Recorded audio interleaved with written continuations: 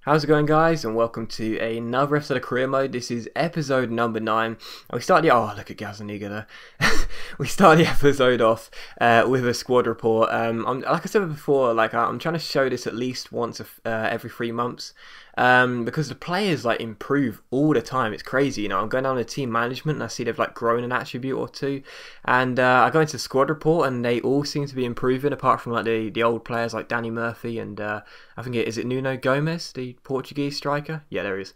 Because they're quite old, they sort of decrease in attributes, which is realistic, so I like that. But yeah, the vast majority, of course, I've got quite a young side, so they're all growing really nicely, and some of them are just growing like animals. But yeah, there's the squad report, and here is the contracts.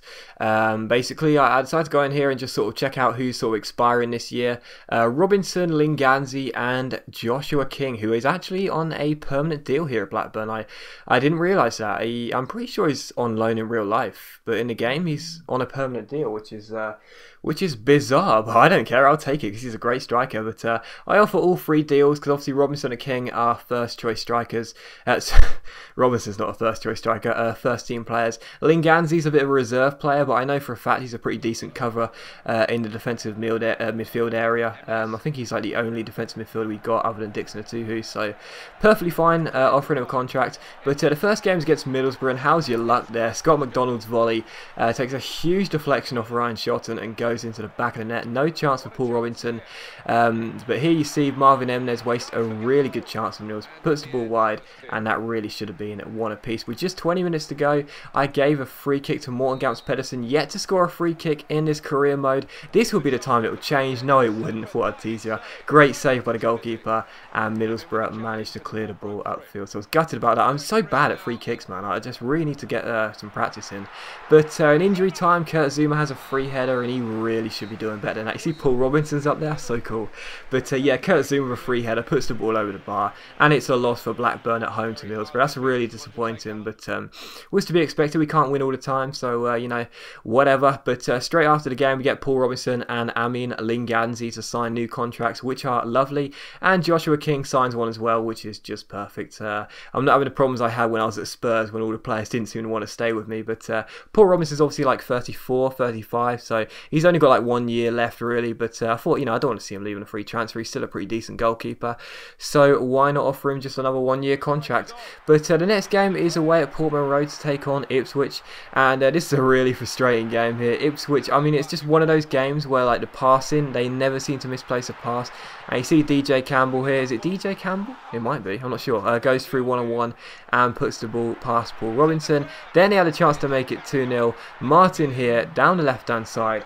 Ryan Shotton really should be doing better, but thankfully we managed to get the ball away and save our bacon. But we went on the pitch on a classic Blackburn Rovers counter-attack. Look at us burst through here. Josh King plays in Jordan Rhodes. It's free on the goalkeeper, and I fucked it up. I could have sweared out, but I just didn't want to, you know. I wanted to try and do it myself, but again, a bicycle kick gets saved, and I just blew the chance there. That should have been 1-1, but I don't know. I don't mind sweating out every now and then, but to be honest, I really wanted to do that myself and finish it properly, but I completely wasted a chance. Townsend here down left hand side plays the ball in, and Josh King hits the post.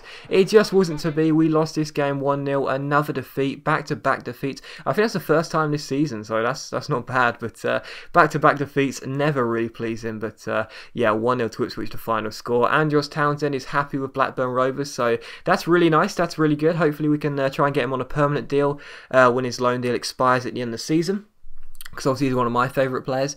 But the following game is against Nottingham Forest, and this is a really difficult game. Forest obviously a very good side, but we managed to take the lead after a terrible pass out here. It goes, I think it's to a Teeth. He finds King, he finds Slew. Josh King and Jordan Slew, 2 rapid strikers. Slew manages to get past Jamal Escales, and that is an awesome finish. Like a little roll, just a tap into the far corner. Such accuracy on that by Slew, who is just an amazing striker really. He's a great player.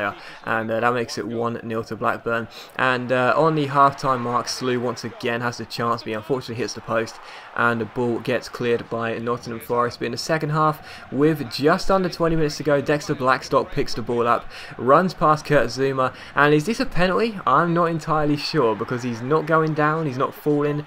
I mean, it was a bit of shirt pulling, but I think that was a pretty harsh penalty to give. But the referee gave it regardless. Chance for Billy Sharp on loan from Southampton to give Nottingham Forest the equaliser, but he hits the post and Robinson comes to our rescue as he dives on the ball. 1-0 the final score. A bit inconsistent in this episode, but I'm glad to get a win regardless. Thanks for watching, guys. Really hope you've enjoyed this video, and I'll see you for the next episode very soon.